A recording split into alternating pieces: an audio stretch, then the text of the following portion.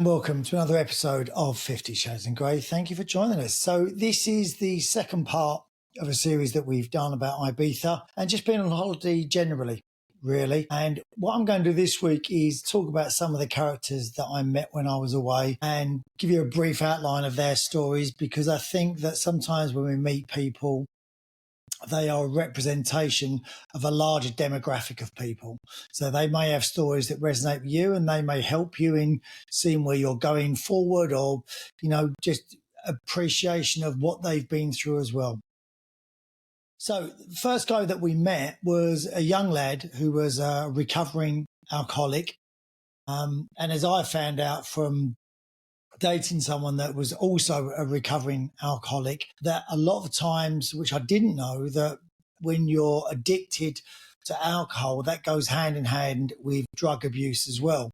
So he had been a year sober and we got chatting to him, me and my friend, at breakfast, and he was out there as a challenge to himself, because this was a scene that he'd found himself in several times before. And he said he was a completely different character. He was, all for the party, and he was always up there and doing this and doing that. And because he'd been a year sober, his therapist thought it was a good idea to put himself into a situation where there was temptation all around. Now, you're not going to get any more temptation than Ibiza, because it is literally one of the heaviest party places that I've seen. So it was really nice chatting to him, because he was going to all these clubs that he'd been in those sort of environments before and succumbed to ways which he'd now had to give up. And I asked him what was the point of where he said to himself, this is enough. And he said it was when he was alone drinking in his own house. He'd go downstairs, there was a bar downstairs to him, and he'd go downstairs and have a couple of drinks in the bar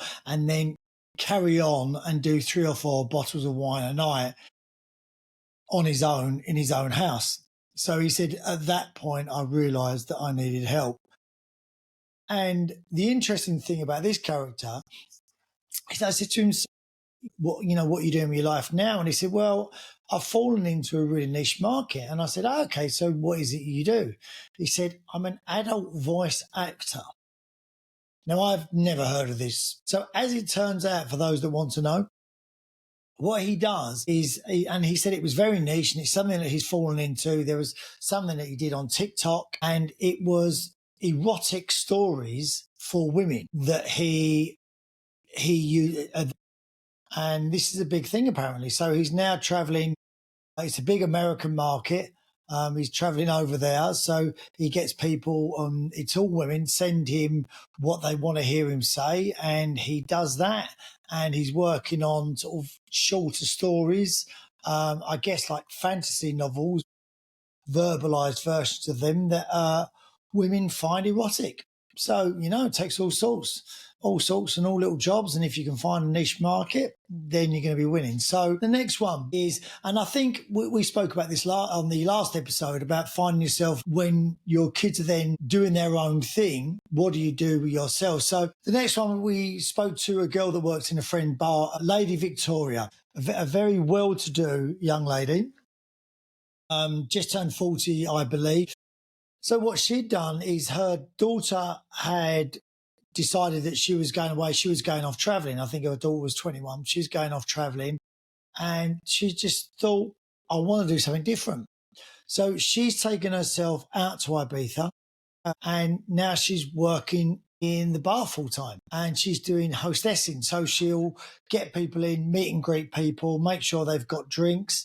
And I thought that was a fascinating story, because she just decided that she wasn't going to sit at home. She wasn't going to let sort of the summer go by, that she had the summer off of her own job, that she was just going to go out there and do something different. And she'd taken a big step. And I said, is this something that, you used to do and going back to? She was like, no, never done this before. I just, spoke to a couple of people. This opportunity came up to get a job. And she was going out there and absolutely loving it. I mean, it's hard work, by the way. There's people out there, they go out there for the sun, sea and the weather and everything else. They're late nights, finishing work at 6, 7 o'clock in the morning. And then obviously you need to sleep. So she's up at 2. And then you're looking at getting back to work at 5, 6. So they're long days, but she's meeting loads of people, enjoying what she's doing. So, again, I thought that was a really interesting character. And probably a lot of you are going to find yourself in those situations if you're single now and your kids are getting older and they're going away and you think, I've got some time. What can I do? So if you're worried about traveling on your own, what a great way of going out to meet people is actually doing something when you're out there, because we all feel more comfortable if we've got a job role, as it were. So that may be something else to look at. And then my friend that I went with, Greg. Now, he's a great guy, Greg. Obviously, that's why he's a friend of mine. But first time he'd been to Ibiza, and he was like a puppy running around. And like we said in the last podcast, I said, look, we're only here for 4 days, but 4 days in Ibiza was a long time. But he just couldn't wait to go because he'd never been to Ibiza. He'd heard loads about it. He absolutely loved it. We had a great host as well who was taking us in every place.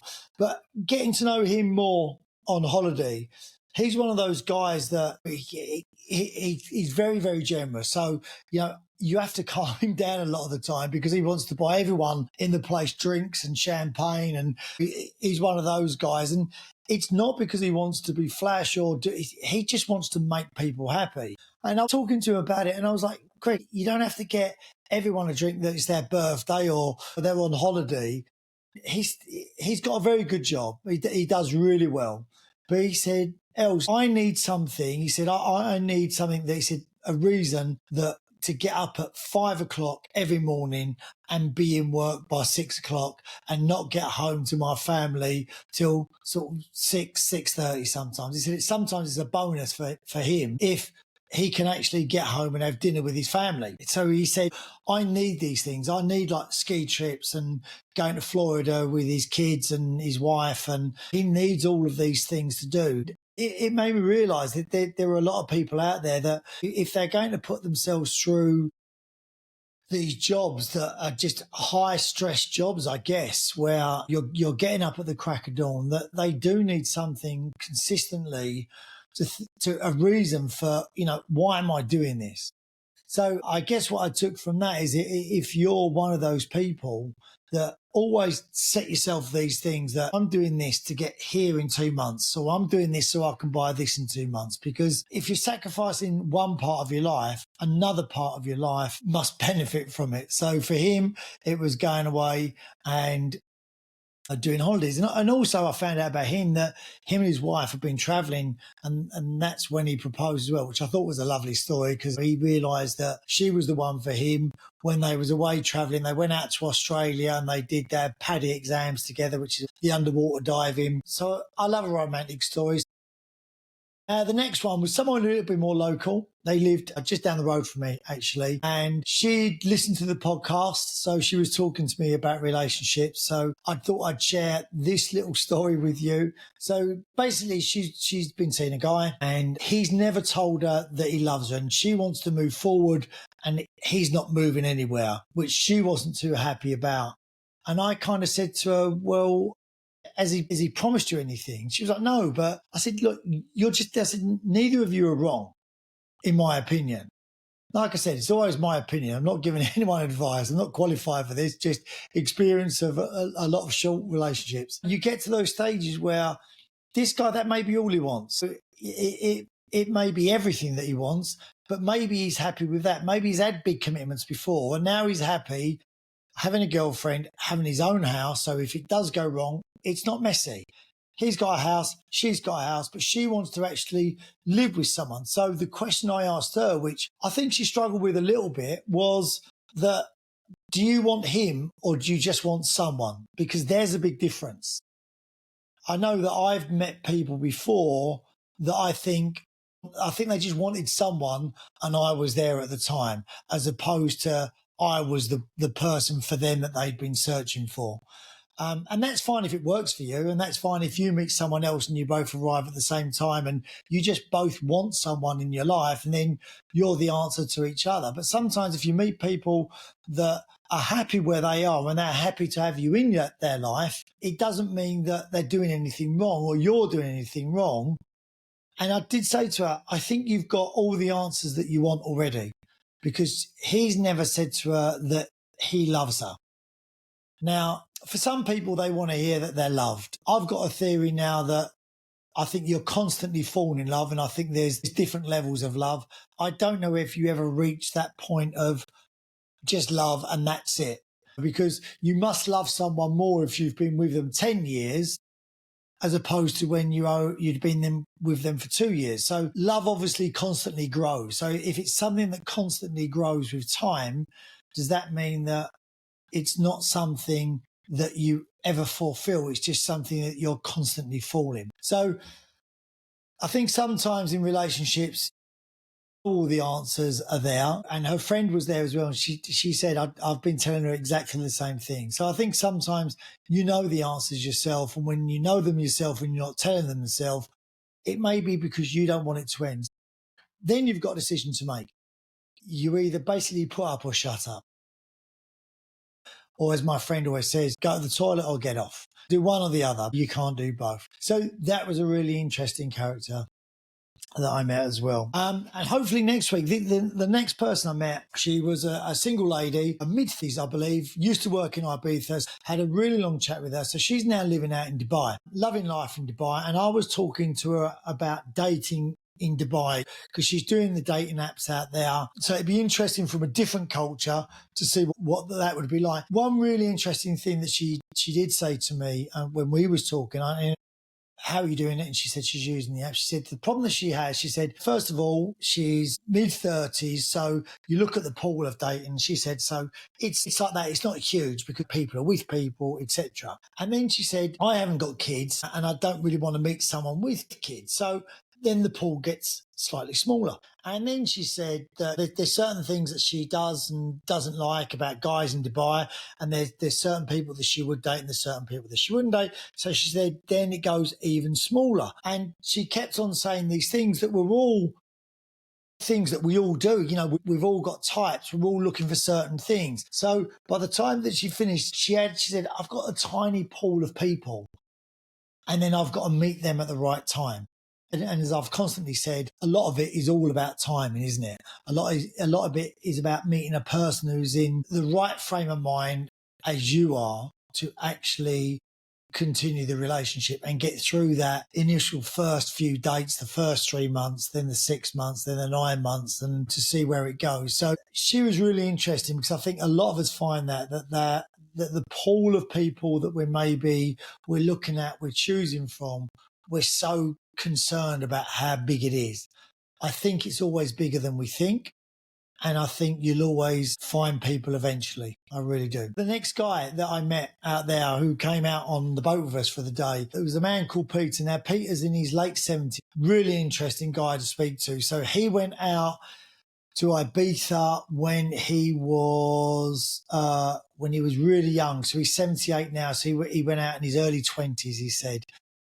I think 1975, 76. Now, the first thing I said to him was I thought it was really unusual for that year. I mean, I don't think I got on a plane myself until I was 18. It didn't come from a rich family at all. So we were quite a poor family growing up.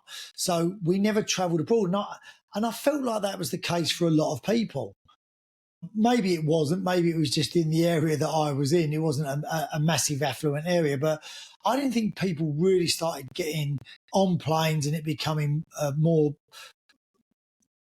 common until the 80s, I guess. But that was the first time I went on a plane. So I thought it was really unusual that he was leaving the country at that age to go out to Ibiza. And he went out there because I think he had to leave for a couple of reasons, which were interesting. And he found himself travelling over there and his mate's fan who was going out there as well. And he said, like, why don't you come with me? So he travelled across France and, eventually got there on ferry by hook and by crook in this van. And he came up during the club scenes and worked in all the bars and the clubs and then ran clubs. And he knew a lot of the sort of former club people out there, Pikes. He saw all the stars go there. He was mentioning Elton John and Mick Jagger and George Michael and all these people. And he had some great stories. But he just decided at that young age when I don't think a lot of people did it just to go. What a brave step that was that changed the course of his life. And he's still there. He's still living a great life. He's, still enjoying life on the island. So it was great to see him getting on a jet ski at the age of, I think he was 78, I think he was. And he was getting on this jet ski and he went faster than I did on it, to be fair to him as well. That was a real heartwarming story. And he loved telling us all of his little stories that he had. And as much as he loved telling us, we enjoyed listening to him even more. And so the last character I met, who was a larger-than-life character, and he was my host, and he'll always be my host when I go to Ibiza, he just doesn't know it yet, is Martin Makepeace, that I've done a couple of the podcasts with. And if you haven't been into your Ibiza stuff, catch Martin's podcast. It's all about Ibiza. It's all about the club scene, political aspects of it. And he does know everyone on the island. And I'm not talking about just going into bars and everything else. He, politically, he knows all the right people. He's been one of those guys that went over there with Club 18th, started working for those. So if you were doing the 1830s holidays back in the day when he was there, you would have met him because he was in charge of all of them, and then he became manager, and then he started his own ones, and he's done a host of things out there, and he now does properties out there. But he's one of those guys that he's immersed himself into the fabric of the island. So, he hasn't just gone out there and just kept to himself. He socializes with everyone. It's quite interesting watching him, actually. Everyone, the English, the Spanish out there, he knows all the people in the bars. He knows all the people that manage the bars. He gives people time. He asks questions. He knows what they've been up to and what they're doing. And I think he spent time purposely making sure that he's not taking where he's living for granted. And I wanted to ask him, actually, because at what stage did he start thinking of Ibiza as home and of the UK as somewhere he grew up? How long does that take until you think, this is my home now, this is where I belong? I know that place, I know the UK, but my life's not there anymore, my life's here. And he's got two great kids, got a load of time for his two boys as well, and they both obviously have grown up in Ibiza, speak fluent Spanish, as you do. And that's the thing, Martin speaks really good Spanish, as he should do. But how often do we go away and you meet people and they say, yeah, I've been here for X amount of years, but they haven't learnt the language. They don't know the locals. They don't know, the mayor and the deputy mayor. And Martin's, I think, heavily involved in the football club there. He's heavily involved in the cricket club there, and he started these societies, and he knows everything that's going on in the island, and he knows everything that's going on in Spain as well, as you should do in a place that you live. And I found that really interesting, that to meet someone that's just absorbed the island and has become part of the island, and he's probably seen as much as a local. And another question that I wanted to ask him is, does he think that other people, like the Spanish people there, still see him as English, or have they embraced him like he's embraced them? Personally, my brother has done the same in New York. Went over with me when I was 21, and he stayed there ever since, never come back, and he considers that his home. He's lived longer in that country than he has in this country where he was born. And I think sometimes people get away to countries because they can escape the bottles that they're put in when they're here. We're very good in this country, I think, putting people in little boxes. Oh, you're there, you're that, and that's you. And I think sometimes we struggle to escape the boxes that people put us in, that surround us, and we know we're not in that box, but everyone else sees you in that box, and you're desperate to escape it sometimes. And I think that's why people leave. Personally, my brother, when he was here, I was always amazed because he always felt like he wasn't succeeding here, and he didn't want to do certain things because I think he was worried that other people may look at him and think he's been a failure. Yet when he went over to New York, he was more than willing to do things there that he wasn't willing to do here, because it didn't matter to anyone else, because no one cared what he was doing. They knew he was just there doing what he wanted to do. And I think that sometimes is just escaping for good reasons, the boxes and the memories of people that people have of you. I think when you're at secondary school, people have an image of you of what you're like. And we're a nothing age. We haven't found ourselves yet. We don't even know what we're about. You get a persona that everyone thinks is you. And once you leave secondary school, it's great to actually start inventing your own character rather than a character that everyone's assigned to you when you're at school. So that was a great thing about traveling is that, and this was only a few days, that the more people that you speak to, the more you learn and the different characters that you actually meet. And I know myself, I've got a lot more appreciation of different people, especially for someone like Martin. You know, when I met Martin, we never saw eye to eye on a lot of things, but it's only sitting down and getting to know him more and speaking more to him that, you learn a lot more about people and how they get there. So the next time you're out and about, take your time, speak to people, and it's them learning about you as well as you learning about them. And I guess, like they say, we can learn so much from each other sometimes, and it helps. So hopefully there's one of those characters in that story that, resonates with you, and maybe you've found similarities with yourself and you've got some appreciation of how other people think as well. But thank you for joining 50 Shades of Grey today. I hope you've enjoyed this episode. Make sure you subscribe, make sure you follow, and I look forward to seeing you again soon. Take care, guys. Bye-bye.